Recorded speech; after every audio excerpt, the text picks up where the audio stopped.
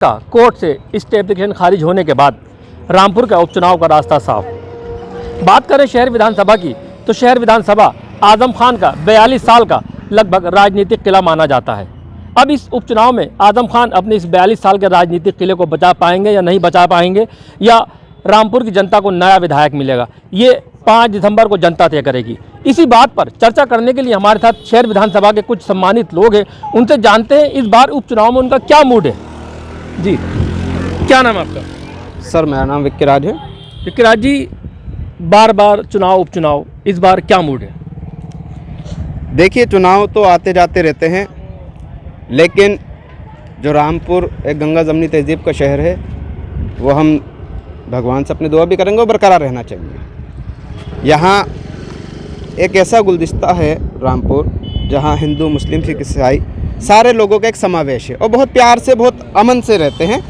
वो नहीं बिगड़ना चाहिए। और ये नेताओं के चुनाव हैं, ये आते जाते रहते हैं। अभी उपचुनाव पार्लियामेंट का हुआ, उससे पहले आम चुनाव था 2022 का, ये तो सब चलते रहते हैं। लेकिन जो भी प्रत्याशी हों, जो भी राजनीतिक पार्टी हो, वो शहर को, शहर के लोगों के बारे में सोचें और यहाँ की आवाम के बारे में सोचें। बार बार उपचुनाव से आम जनता को क्या परेशानियाँ होती हैं? भाई, आम परेशानियाँ होती हैं। ये तो अगर चुनाव होगा तो एक महीने की सिरदर्दी तो है ही। क्या आज नॉमिनेशन है, आज पर्चा वापसी है, आज वोटिंग है, आज काउंटिंग है। डिस्टर्ब तो पूरा महीना आदमी रहता ही है। प्रशासन से लेके सारा प्रशासनिक अमला डिस्टर्ब, सारे लोग डिस्टर्ब। तो इसीलिए रामपुर में या जहाँ जहाँ ज़्यादा उपचुनाव होंगे वहाँ दिलचस्पी लोगों की ख़त्म हो जाएगी। हमारे साथ एक और नौजवान है। जी, क्या नाम है आपका? मेरा नाम दानिश आबिदीन है। दानिश जी, उपचुनाव में इस बार क्या मूड है? अब देखिए, मूड का तो पता चलेगा काउंटिंग वाले दिन, लेकिन शहर में और जो भी चुनाव है वो साथ खैरियत से निपटना चाहिए।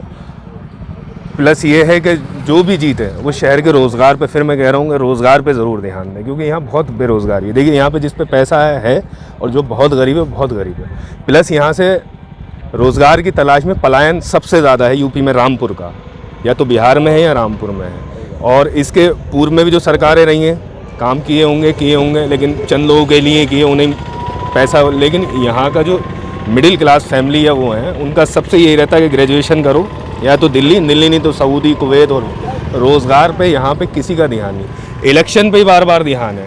दानिश जी, आप कह रहे हैं यहाँ पर बेरोज़गारी है, रोज़गार पे किसी का ध्यान नहीं। आजम खान यहाँ पर एक मिनिस्टर के हिस्से थे, मिनिस्टर तो नाम के थे लेकिन चीफ मिनिस्टर थे वो, तो उनका काफ़ी टाइम रहा, तो उन्होंने रामपुर में रोज़गार नहीं दी लोगों को।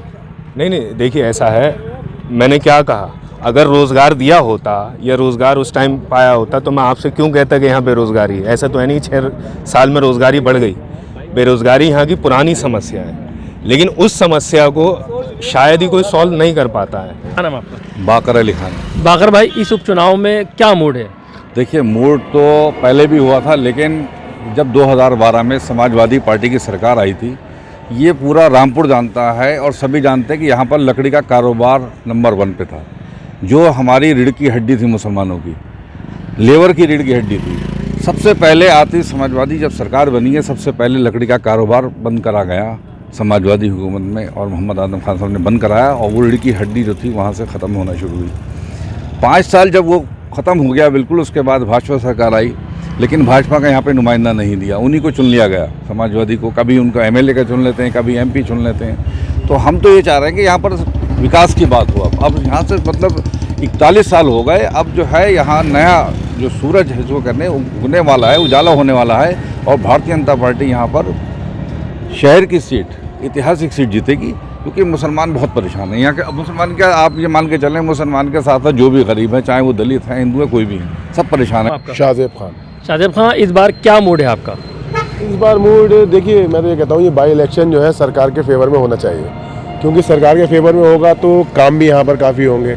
क्योंकि हर बार ऐसा होता है कि MLA या MP किसी और पार्टी का होता है, सरकार किसी और की होती है, और ये बाई इलेक्शन है, इसे सरकार के हक में दे देना चाहिए। रामपुर की जनता भी अब समझदार हो गई है। क्या इस बार नया विधायक मिलेगा शहर विधानसभा को? जी, ज़रूर होना चाहिए और पक्का होना चाहिए, क्योंकि सरकार का होना चाहिए। मैं तो कहता हूँ MLA इस बार। क्या नाम है आपका? मेरा नाम मंगेश भारती है। मंगेश भारती जी, उपचुनाव में इस बार क्या मूड है? उपचुनाव में मूड क्या है, देखिए ये एक सियासत है, और बार बार जो उपचुनाव हो रहे हैं, तो यहाँ जो मिडिल क्लास के लोग हैं वो बहुत आहत है और उसको वाकई बहुत नुकसान होता है। बार बार उपचुनाव वो नहीं सह पाती। और ये 40 आज़म खां की जो 40 साल की सियासत है, आज़म खां को जो टारगेट किया जा रहा है 2017 से, तो एक मुस्लिम होने के नाते, तो उपचुनाव रामपुर में ही क्यों? पूरे प्रदेश में मुस्लिम समाज के लोग और भी MP MLA बने हैं, तो रामपुर में ही क्यों उपचुनाव हैं? तो ये एक बहुत बड़ी विकल्प है, जो बहुत बड़ा विकल्प है ये जानने के लिए भी और आपको समझने के लिए कि रामपुर में ही उपचुनाव क्यों होता है। अच्छा, हमारे साथ में जनपद रामपुर के सम्मानित लोग थे जिनसे हमने बात की और उपचुनाव को लेकर चर्चा की। इसी पे क्योंकि कुछ लोगों को उस उपचुनाव में उन्होंने बताया कि लोगों को दुश्वारियां भी होती हैं। बहरहाल अब आने वाला वक्त बताएगा कि 5 दिसंबर को जनता किसे विधायक चुनेगी। आजम खान, ETV भारत, रामपुर।